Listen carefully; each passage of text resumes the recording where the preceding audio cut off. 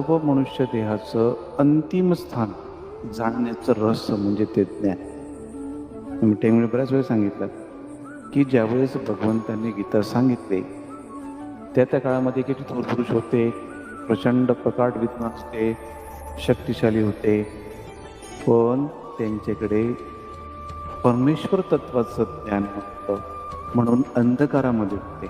बघा, पृथ्वी तलावरचा प्रत्येक जीव महाभारतामध्ये त्या ज्ञानापासून वंचित होता. अनेक प्रकारचे अस्त्र, शस्त्र, विद्या, कला, शक्ती.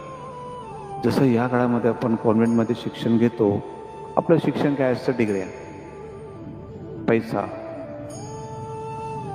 एक प्रतिष्ठा, मान, म्हणजे आपण या विश्वात काहीतरी मिळवल्यासारखं होतं. त्या काळाचं हे विज्ञान युग आहे. विज्ञान युगाचं आपल्याला महत्त्व समजलं, पण त्या काळाचं युग काय होतं?